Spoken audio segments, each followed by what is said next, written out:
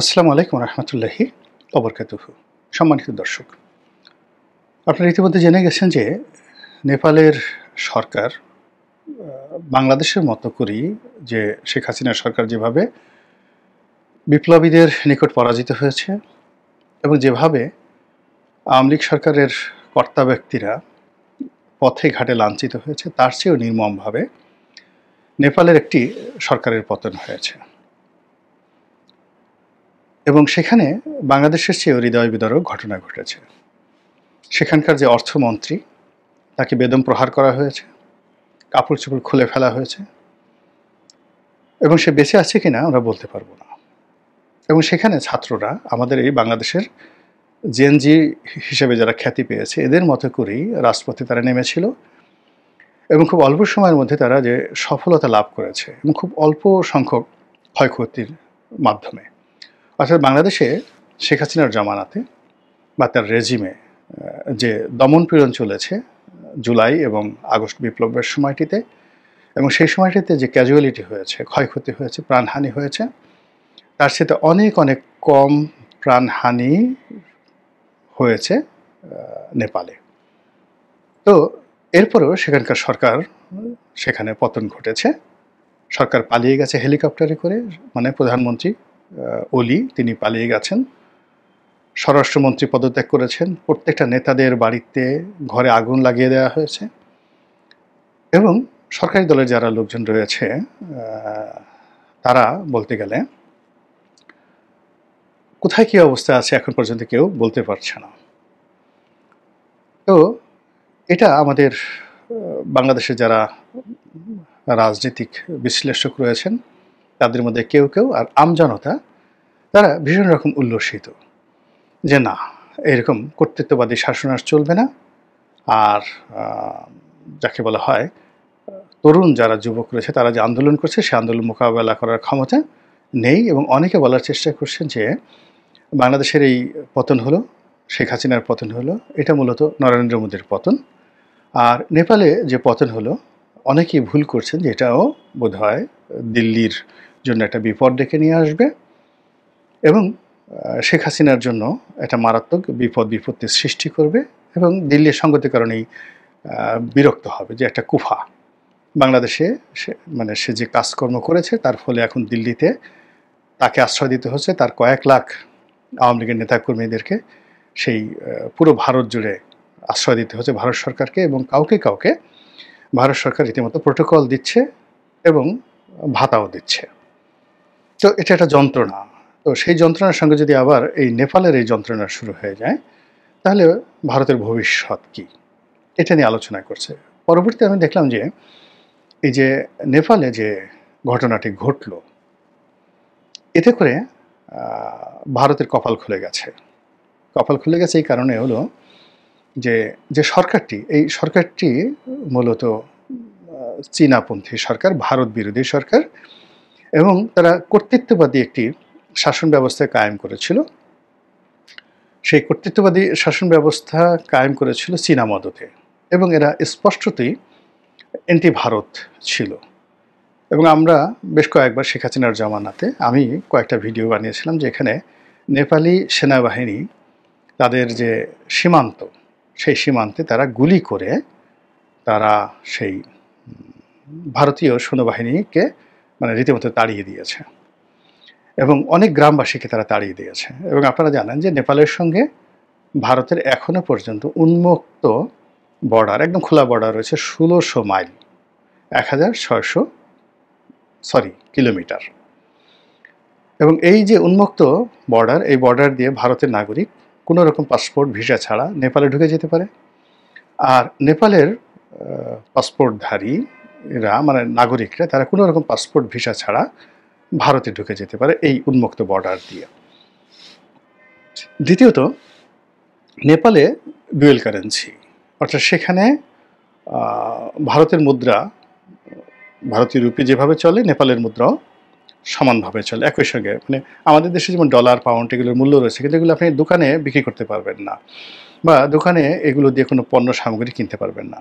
কিন্তু যেটা আপনি করতে পারবেন যাকে বলা হয় নেপালে, সেটা হলো ভারতীয় রুপি দিয়ে আপনি অনায়াসে পুরো নেপাল ঘুরতে পারবেন। তৃতীয়ত হলো যে নেপালের সঙ্গে ভারতের যে ঐতিহাসিক সম্পর্ক, সেই সম্পর্কের ভিত্তিতে একটা সময় বিশেষ করে রাজতন্ত্র যখন ছিল, একটা সময় তাদের মধ্যে যে কৌশলগত সম্পর্ক ছিল, সেই সম্পর্কের ভিত্তিতে মানে এটাকে মনে করা হতো ভারতের একটা অঙ্গরাজ্য বা করদ রাজ্য।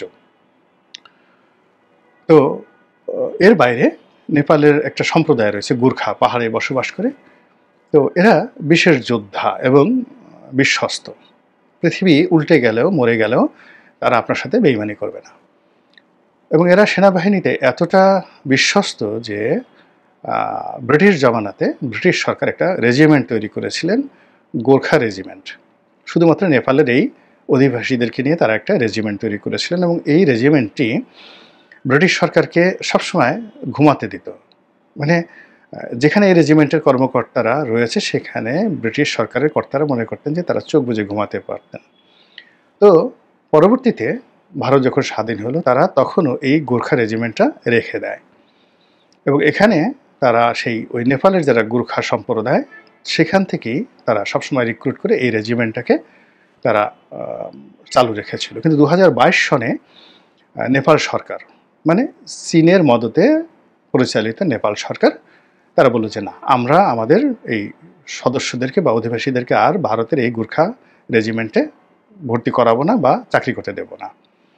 তো এই একটা বিষয় ছাড়া আর সব ব্যাপারই মোটামুটি আগের মতোই সম্পর্ক রয়েছে। কিন্তু মূল ব্যাপারটা হলো 2008 সন থেকে এখানে একচেটিয়াভাবে এখানে চীনের কর্তৃত্ব বৃদ্ধি পাচ্ছে, এবং এই যে সরকারটির পতন হলো, এটা একটি দলই 2008 থেকে একেবারে পতনের আগ পর্যন্ত এই সরকার পরিচালনা করে আসছে। কিন্তু এই সরকার ঘন ঘন, মানে 6 মাস, 7 মাস, 1 বছর পরপরই সরকার পরিবর্তন হতো, কিন্তু দল ঠিকই আছে। কিন্তু সংসদের সংখ্যাগরিষ্ঠতার কারণে, তারপরে প্রধানমন্ত্রী যিনি ছিলেন তার প্রতি অনাস্থার কারণে, ওটা অনেকটা আমাদের যে পিয়ার সিস্টেমের মতো।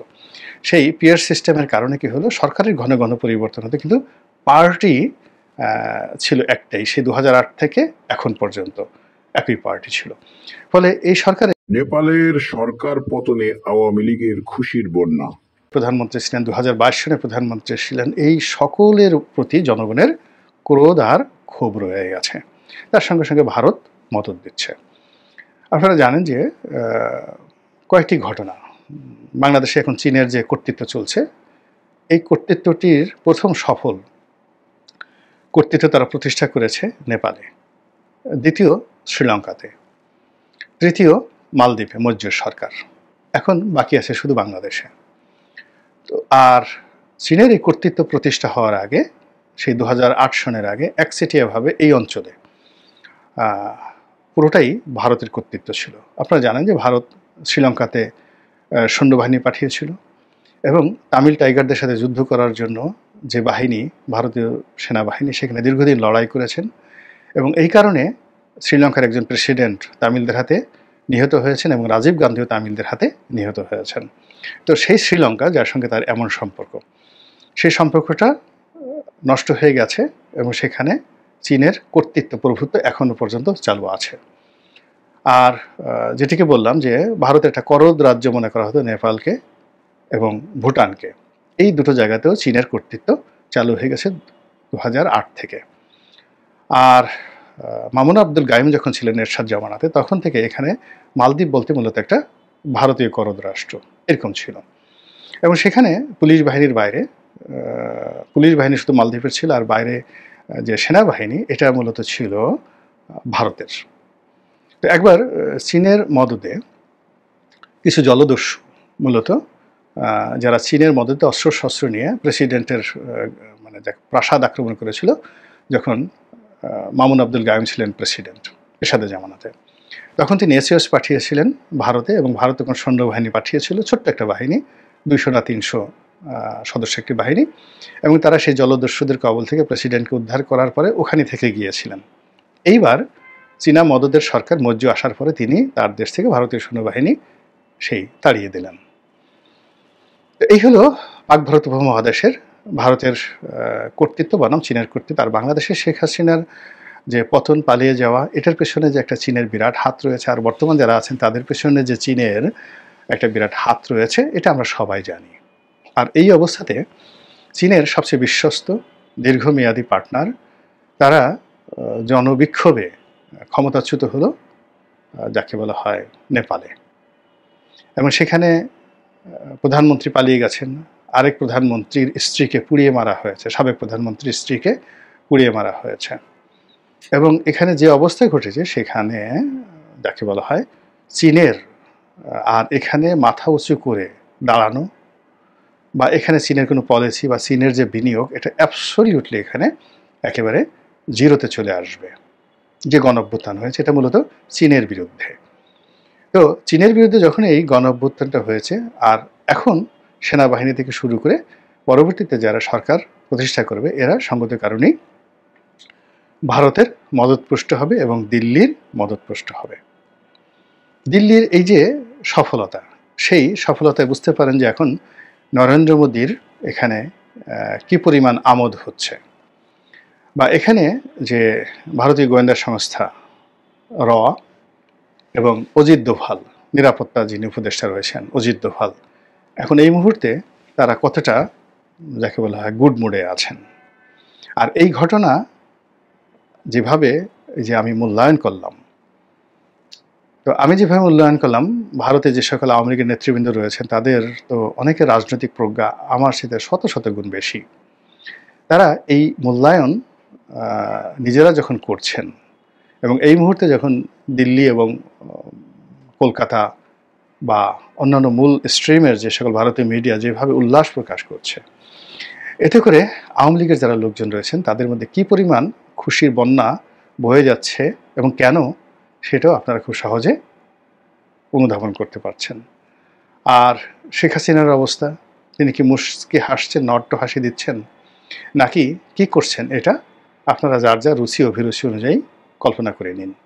আল্লাহ আমাদের সবাইকে হেদায়েত দান করুন এবং হেফাজত করুন। আসসালামু আলাইকুম ওয়া রাহমাতুল্লাহি ওয়া বারাকাতুহু।